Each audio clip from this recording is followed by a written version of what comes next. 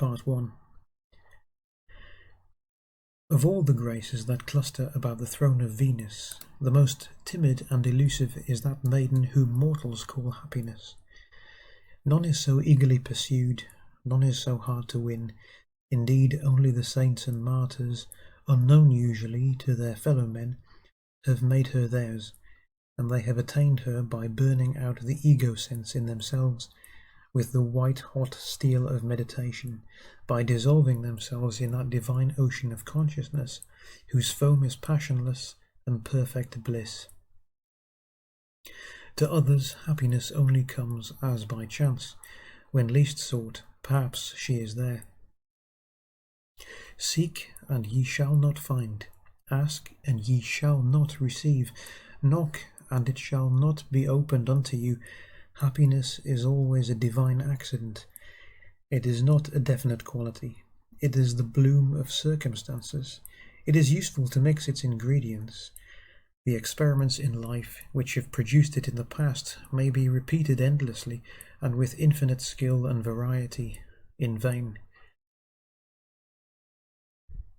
It seems more than a fairy story that so metaphysical an entity should yet be producible in a moment by no means of wisdom, no formula of magic, but by a simple herb. The wisest man cannot add happiness to others, though they be dowered with youth, beauty, wealth, health, wit, and love. The lowest blackguard, shivering in rags, destitute, diseased, old, craven, stupid, a mere morass of envy, may have it with one swift sucked breath. The thing is as paradoxical as life, as mystical as death. Look at this shining heap of crystals. They are hydrochloride of cocaine. The geologist will think of mica. To me, the mountaineer, they are like those gleaming, feathery flakes of snow, flowering mostly where rocks jut from the ice of crevassed glaciers that wind and sun have kissed to ghostliness. To those who know not the great hills, they may suggest the snow that spangles trees with blossoms glittering and lucid. The kingdom of fairy has such jewels.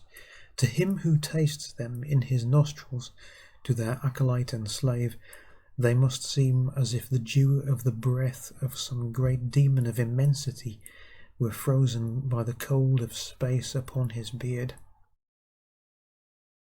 For there was never any elixir so instant magic as cocaine. Give it to no matter whom. Choose me, the last Lucille on the earth, let him suffer all the tortures of disease, take hope, take faith, take love away from him, then look, see the back of that one hand, its skin discoloured and wrinkled, perhaps inflamed with agonizing eczema, perhaps putrid with some malignant sore. He places on it, that shimmering snow, a few grains only, a little pile of starry dust.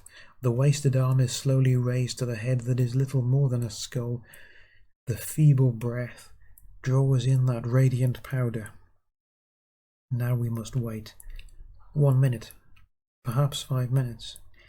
Then happens the miracle of miracles, as sure as death, and yet as masterful as life, a thing more miraculous, because so sudden, so apart from the usual course of evolution. Natura non facit saltum. Nature never makes a leap. True, therefore this miracle is a thing, as it were, against nature. The melancholy vanishes, the eyes shine, the one mouth smiles. Almost manly vigour returns, or seems to return. At least faith, hope, and love throng very eagerly to the dance. All that was lost is found. The man is happy. To one the drug may bring liveliness, to another languor, to another creative force, to another tireless energy, to another glamour, and to yet another lust. But each in his way is happy. Think of it, so simple and so transcendental. The man is happy. I have travelled in every quarter of the globe. I have seen such wonders of nature that my pen yet splutters when I try to tell them. I have seen many a miracle of the genius of man, but I have never seen a marvel like to this. Part 2.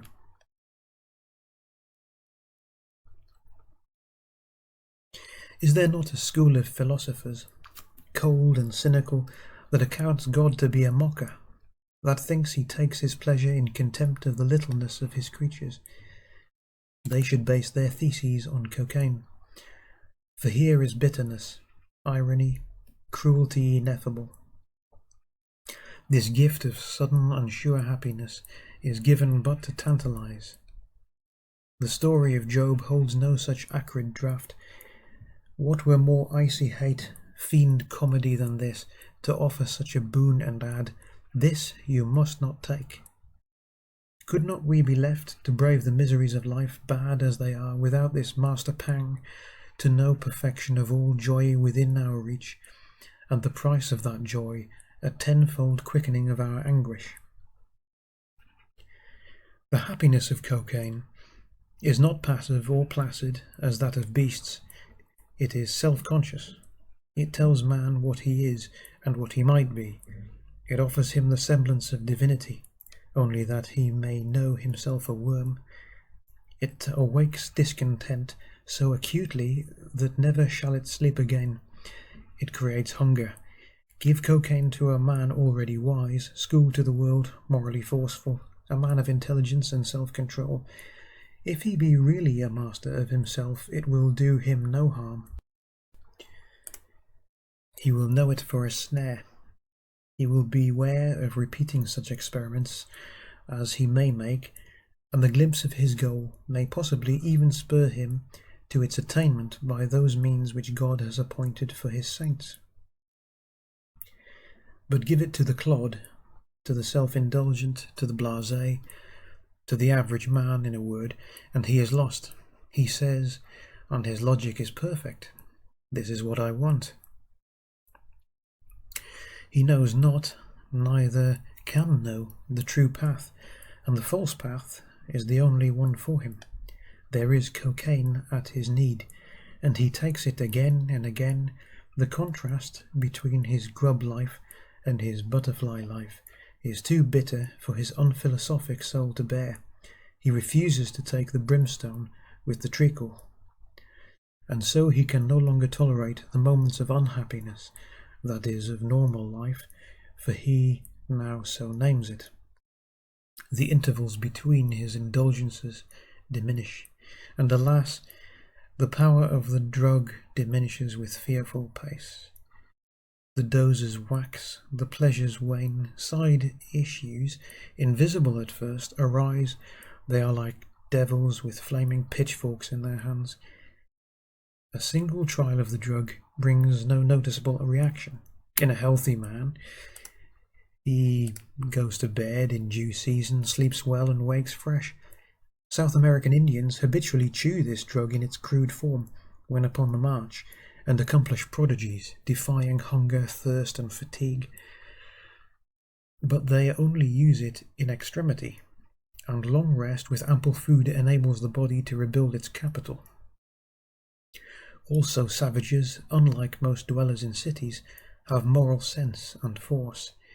The same is true of the Chinese and Indians in their use of opium. Every one uses it, and only in the rarest cases does it become a vice. It is with them almost as tobacco is with us, but to one who abuses cocaine for his pleasure, nature soon speaks, and is not heard.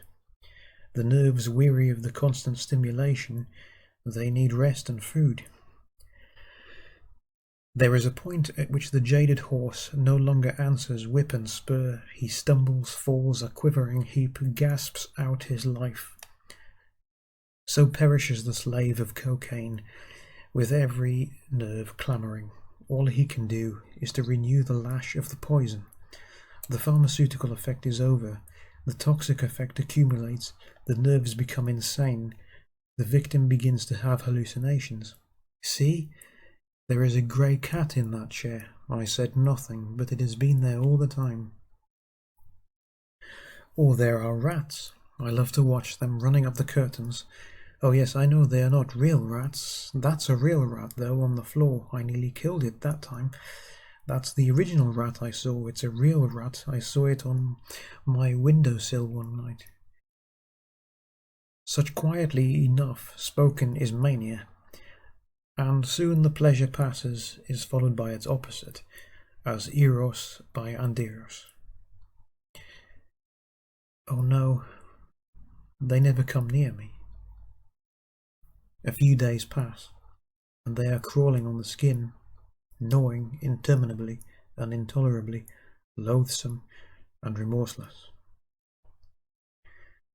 It is needless to picture the end, prolonged as this may be, for despite the baffling skill developed by the drug lust, the insane condition hampers the patient, and often forced abstinence for a while goes far to appease the physical and mental symptoms. Then a new supply is procured, and with tenfold zest the maniac, taking the bit between his teeth, gallops to the black edge of death, and before that death come all the torments of damnation. The time sense is destroyed, so that an hour's abstinence may hold more horrors than a century of normal time and space-bound pain. Psychologists little understand how the physiological cycle of life and the normality of the brain make existence petty both for good and ill. To realize it, fast for a day or two. See how life drags with a constant subconscious ache. With drug hunger, this effect is multiplied 1,000-fold. Time itself is abolished. The real metaphysical eternal hell is actually present in the consciousness, which has lost its limits without finding him who is without limit. Part 3. Much of this is well known.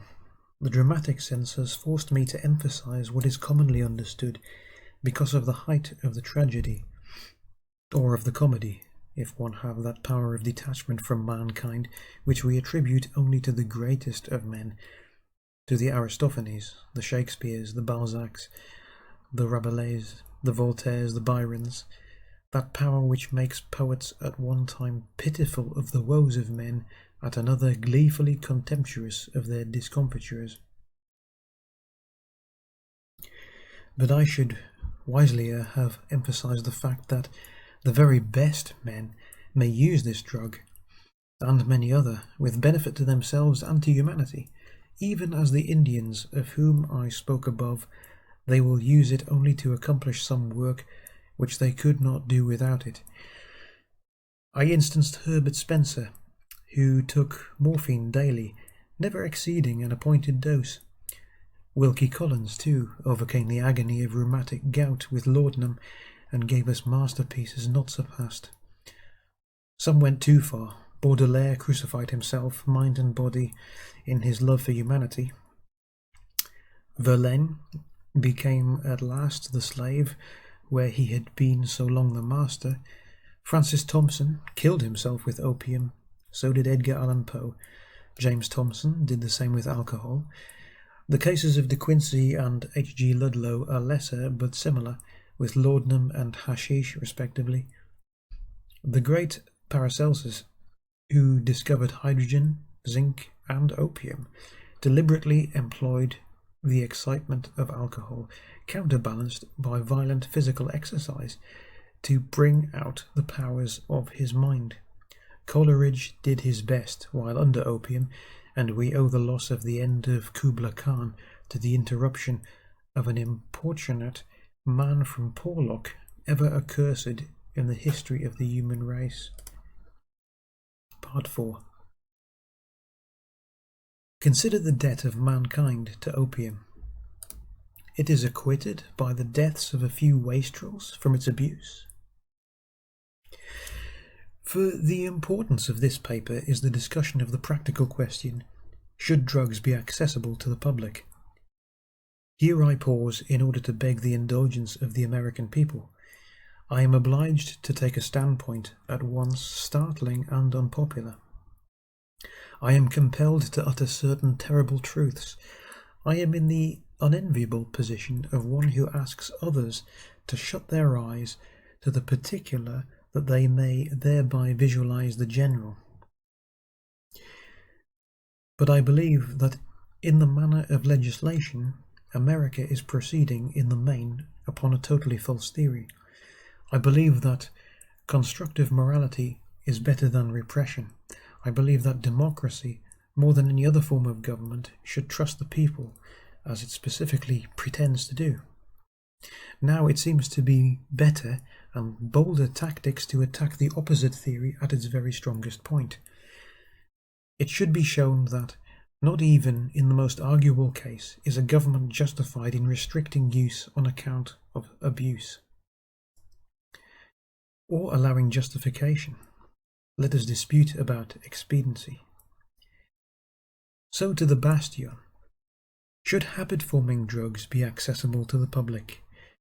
The matter is of immediate interest, for the admitted failure of the Harrison Law has brought about a new proposal, one to make bad worse.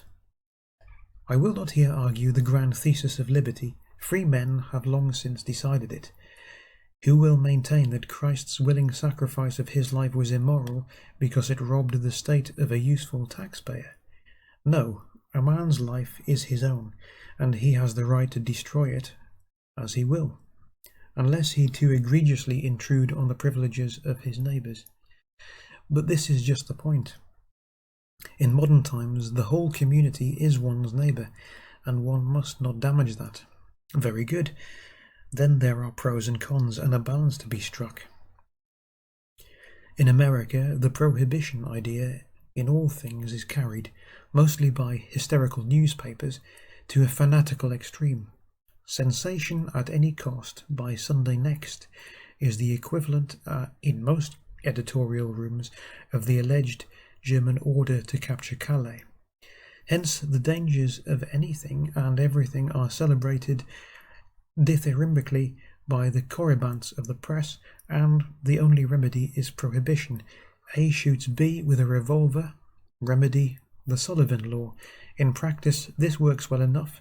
The law is not enforced against the householder who keeps a revolver for his protection, but is a handy weapon against the gangster and saves the police the trouble of proving felonious intent.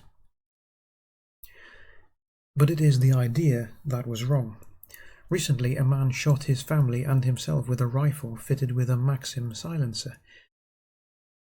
Remedy, a bill to prohibit Maxim silencers. No perception that, if the man had not had a weapon at all, he would have strangled his family with his bare hands.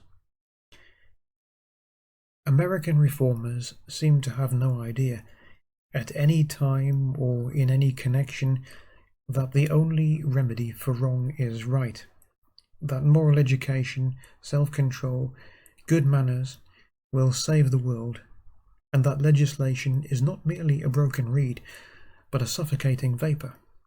Further, an excess of legislation defeats its own ends. It makes the whole population criminals, and turns them all into policemen and police spies.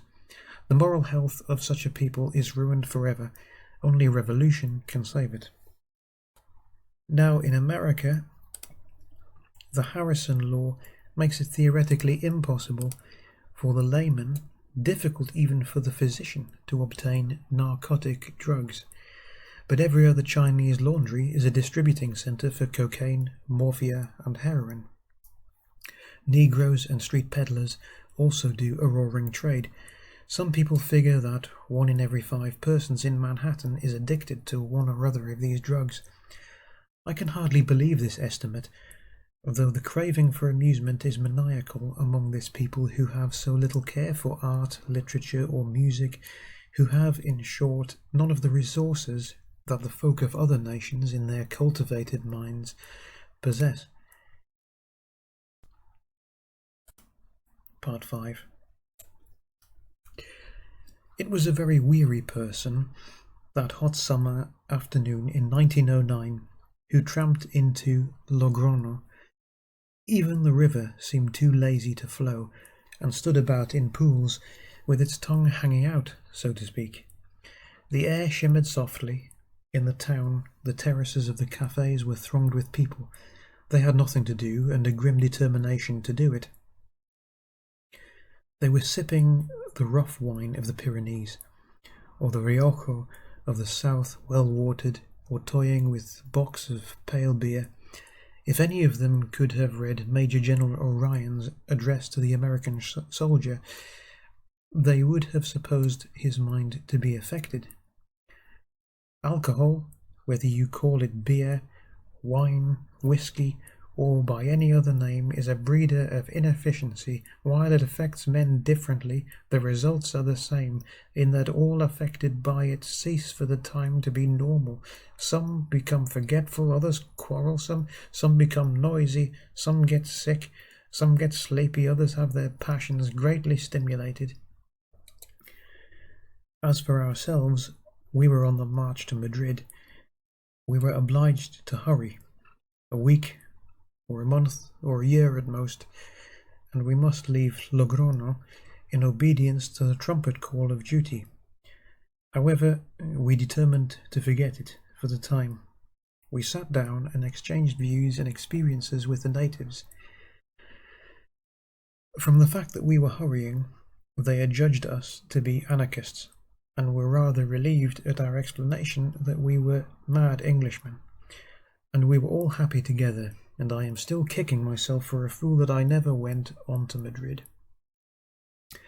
If one is at dinner party in London or New York, one is plunged into an abyss of dullness.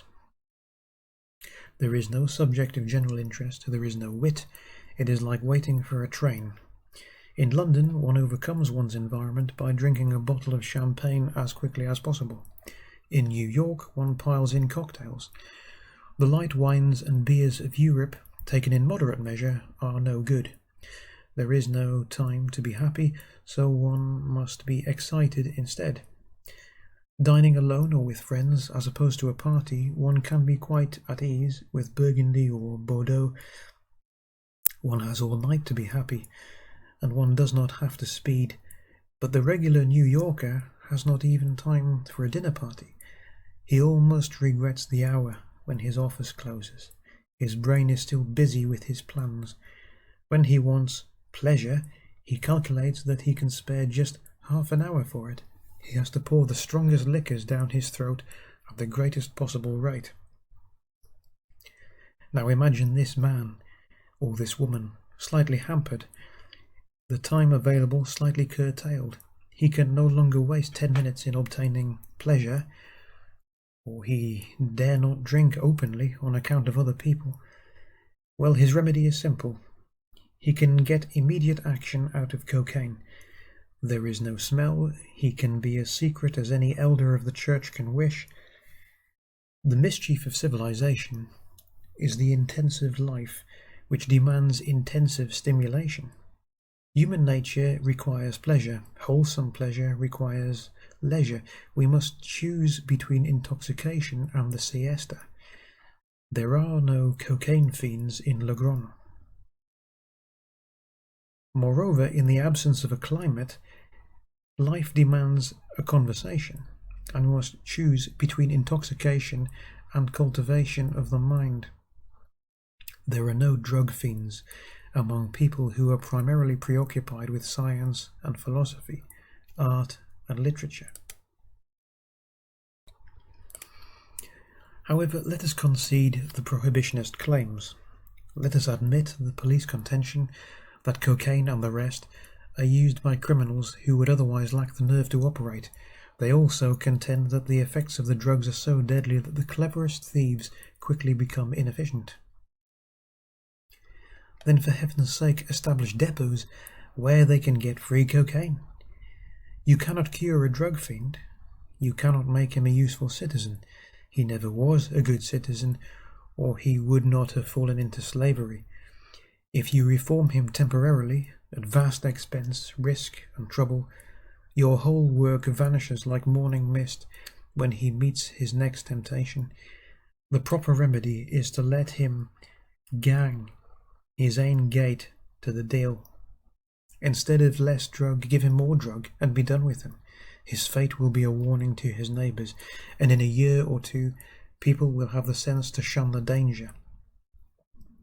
Those who have not, let them die too, and save the state.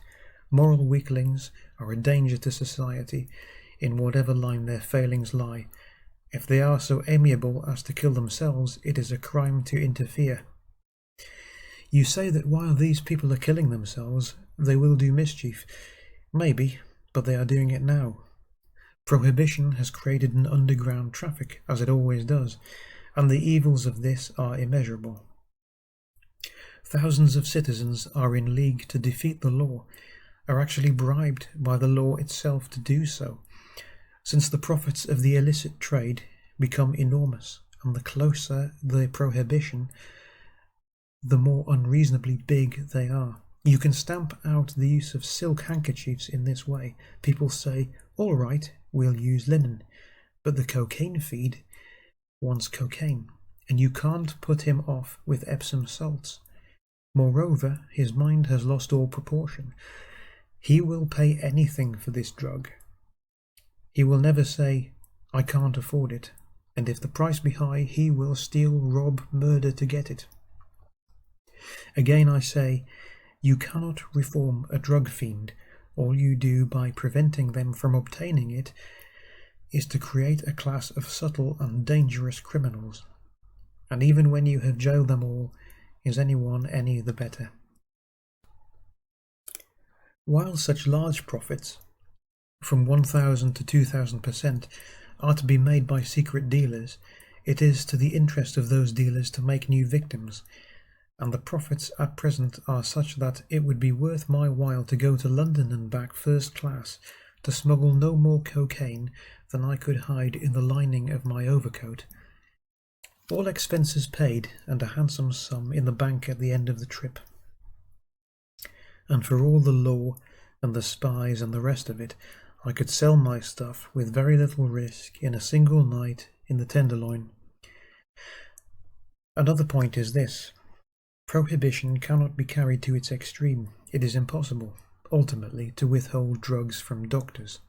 Now, doctors, more than any other single class, are drug fiends, and also there are many who will traffic in drugs for the sake of money or power. If you possess a supply of the drug, you are the master, body and soul, of any person who needs it. People do not understand that a drug, to its slave, is more valuable than gold or diamonds.